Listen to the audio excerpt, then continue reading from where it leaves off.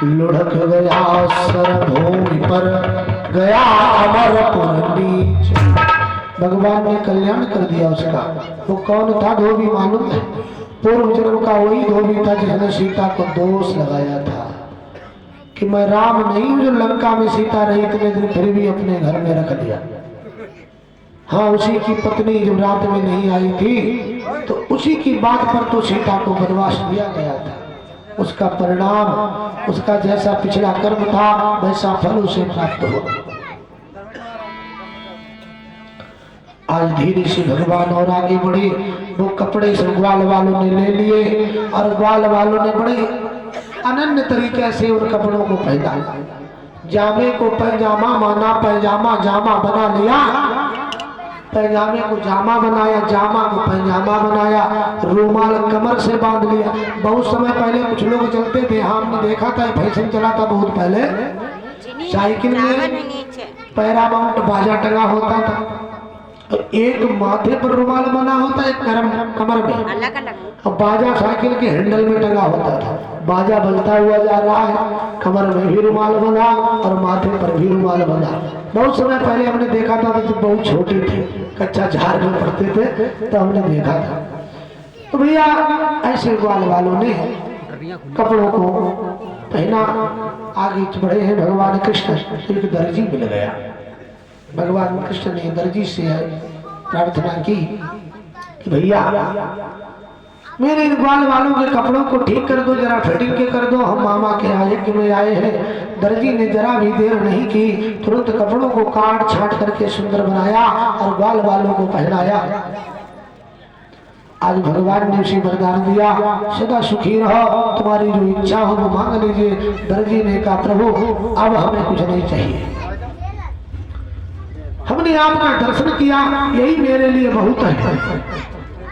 अगर आप हमें कुछ देना चाहते हो तो अविरल भक्ति प्रदान कर दीजिए। भगवान ने कहा आपके हृदय में भक्ति का निवास हो और भक्ति की धारा बहती रहे। और आगे बढ़े भगवान। देखा एक उपजा नाम की स्त्री है जो 18 जगह से टेढ़ी है, एक दो जगह से नहीं टेढ़ी, 18 जगह से। अब बताओ 18 जगह से जो स्त्री टेढ़ी है कैसे चल पाती हो? कुबड़ निकला हुआ है पीछे, 18 जगह से टेढ़ी है, चंदन की कटोरी को हाथ में लिए और रोजाना जाती है भोजराज कंस के यहाँ चंदन लगाती है। आज देखा है तो भगवान कृष्ण पहुंचे हैं कुब्जा के पास।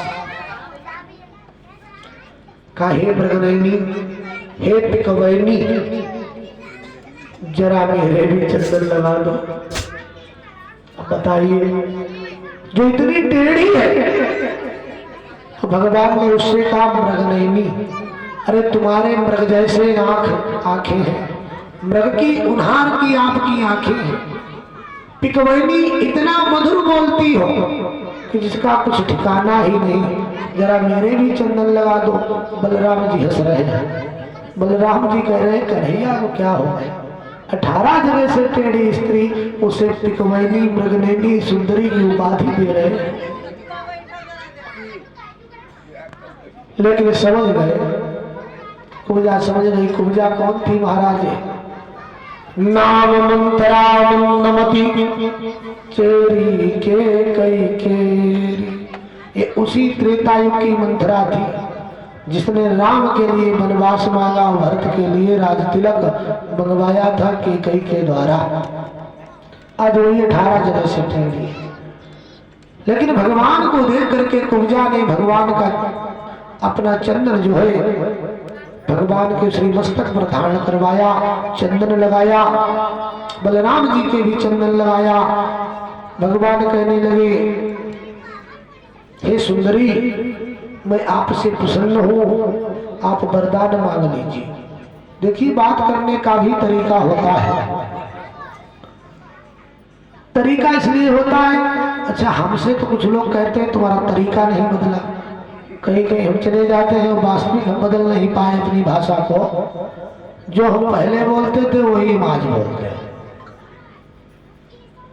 कहीं शहर से बाहर दूर दूसरे शहर में जाओ तो लोग बाद में कहते पंडित जी आपकी भाषा से खड़ी है, अब कुछ लोग तो भाषा से समझ जाते हैं कि हरदोई जिले के हो। हाँ, कुछ लोग भाषा से समझ जाते हैं। आज भगवान ने कहा सुंदरी, अब कुरूप दिखने वाली स्त्री को जब सुंदरी बोल दिया है तो ऑटोमेटिक मन से प्रसन्न हो जाती है। अब वैसे आजकल साड़ी आड़ी आवे नहीं, वो थोड़ा नौ कपड़ा पड़ा आवे फिर पहनी और बिठाने, देखो कैसी लगती। हाँ, जो व्यवस्था बड़ी सुंदर है, जरूर बता लो कैसी लगती। हाँ हाँ, तो एक गाँव घूम डाल लो, साड़ी वाड़ी नहीं आवे फिर उनको हिसाब किताब बने फाल और मिलाओ जो शर्ट चूड़ी, फिर पूछो कैसी लगती, जो बताओ कैसी लगती।